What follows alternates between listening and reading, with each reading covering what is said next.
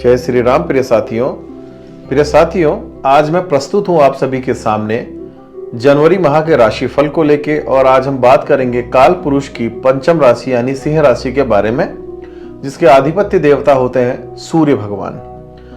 साथियों, पहले एक बार जो हमारा गोचर चार्ट बन रहा है उसके ऊपर थोड़ा सा हल्का ओवरव्यू करेंगे। उसके बाद हम प्रेम प्रसंग, पारिवारिक जीवन, कार्य क्षेत्र इत्यादि के बारे में डिस्कस करेंगे।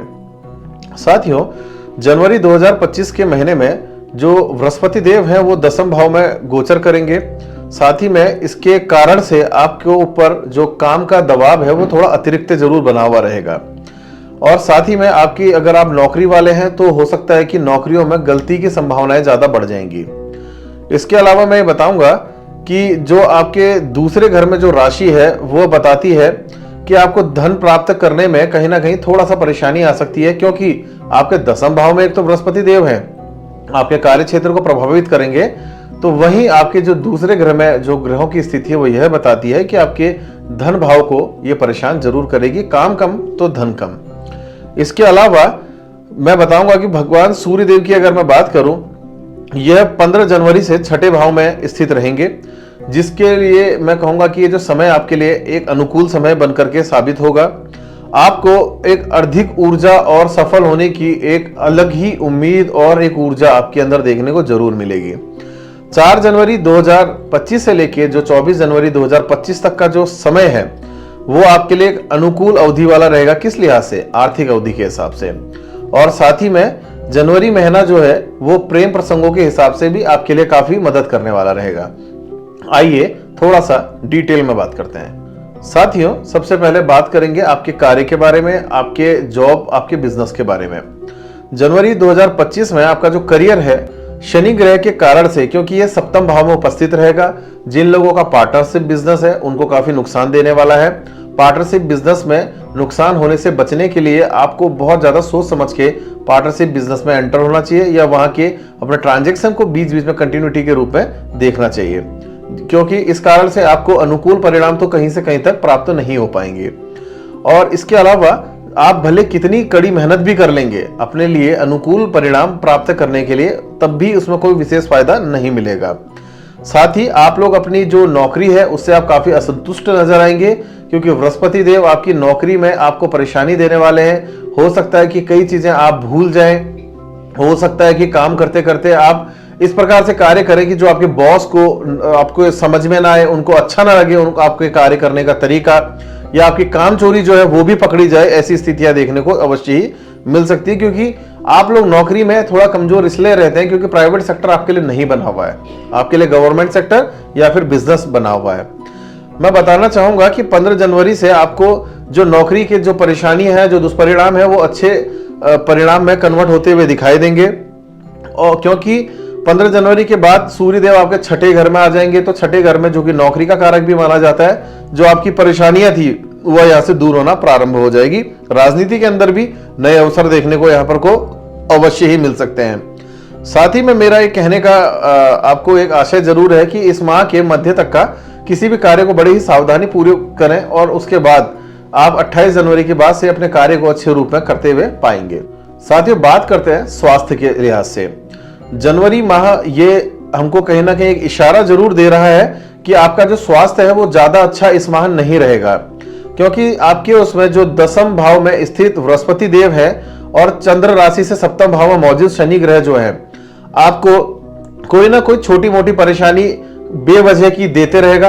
कभी बड़ी परेशानी, कभी छोटी परेशानी, मगर कोई सीरियस इशू नहीं देगा, ये सबसे बड़ी बात है। और छठे घर में उपस्थित रहने वाला सूर्य जो कि 15 तारीख के बाद से वहां गोचर करेगा, आपकी कमर को कहीं ना कहीं थोड़ा सा परेशानी तो दे सकता है, मगर जो स्वास्थ्य की अन्य परेशानी हो रही है उन सभी को बैलेंस कर देगा। कमर की परेशानी में आप ये समझ सकते हैं कि जैसे आप एक्स्ट्रा वर्क कर दें, कोई भारी ज्यादा लोडेड आइटम उठा दे रहे हैं, तो उसकी वजह से आपको कुछ बहुत एक एक्स्ट्रा पेन वहां मिल सकता है, इसका भी ध्यान रखना है। इसके अलावा अष्टम भाव में स्थित जो राहु रहेगा और द्वितीय घर में स्थित जो आपका केतु देव रहेगा, आपके स्वास्थ्य में आपके जो खर्चे हैं उनको जरूर बढ़ा करके रखेंगे। आपको अपनी आंख का विशेष रूप से ध्यान देना है, एलर्जी, स्किन, इस प्रकार की कोई भी चीजें इनका सभी का ध्यान देना है। दही खाने से आपको विशेष रूप से परहेज इस माह करना चाहिए।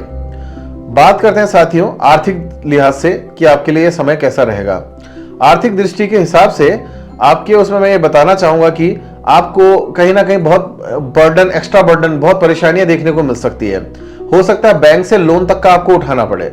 ऐसी स्थिति आपके संग जरूर आ सकती है। किसी भी कार्य को करने के लिए बैंक के पास आपने जाना पड़ सकता है या किसी साहूकार के पास या अपने मित्रों से उधार जरूर लेना पड़ेगा। आपके 8वें घर में स्थित राहु देव जो है और दूसरे घर में उपस्थित जो केतु देव हैं, वो यह बता रहे हैं कि केतु देव कभी भी खर्चा ज्यादा कराने के लिए जाने जाते हैं और आपके उसमें खर्चा जो है आपके ईएनटी के इश्यूज में भी बढ़ सकता है।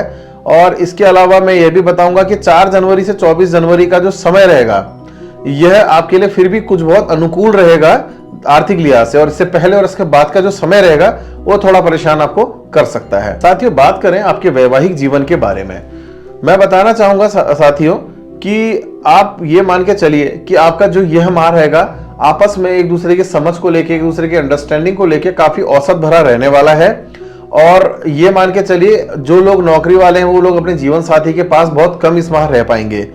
और इसके अलावा यह भी आपने देखने को जरूर मिलेगा कि आपका जीवन साथी किसी न किसी नए काम को करने के प्रयास करेगा, इसलिए वो अपने नए काम में एंटर होने के लिए नई खरीदारी करेगा सामान की, जिसमें आपने उनका सहयोग पूर्ण रूप से करना पड़ेगा। साथियों चर्चा करते हैं पारिवारिक दृष्टिकोण की। पारिवारिक दृष्टिकोण के हिसाब से अगर मैं समय देखूं, आपके लिए जो समय है कहीं ना कहीं बहुत अच्छा बना रहेगा। बस परिवार के लोगों को थोड़ा अहंकार ग्रसित होने से बचने की आवश्यकता है। और साथ ही में परिवार के लोगों को घर में बहू या फिर कोई भी ऐसी महिला जो नई नई शादीशुदा होकर आई है, इस वजह से थोड़ी सी परेशानियां देखने को जरूर मिल सकती है। इस कारण से आपस में आपके जो बेटे हैं या बेटी हैं, इन लोगों के साथ आपके संबंध जो है थोड़े खुल के मधुर होके नहीं आ पाएंगे आपस में। इसके अलावा पारिवारिक दृष्टि में मैं बात करूं तो आपके ससुराल पक्ष के साथ आपकी कुछ अनबन हो सकती है। आपने अपनी वाणी में कहीं ना कहीं संयम रखने की बहुत ज्यादा आपको आवश्यकता है। एक बहुत सुंदर सा उपाय आप सभी सिंह राशि के जातकों को देने चाह रहा हूं, जिससे आपका जो माह है बहुत अच्छा हो जाएगा। आपने हर बृहस्पतिवार विष्णु सहस्त्र नाम का पाठ करना है। बृहस्पतिवार को इस पाठ को करने से आपके हर प्रकार की परेशानियां, हर्डल्स दूर हो जाएंगी और यह माह जो है काफी सुखद बना रहेगा। धन्यवाद।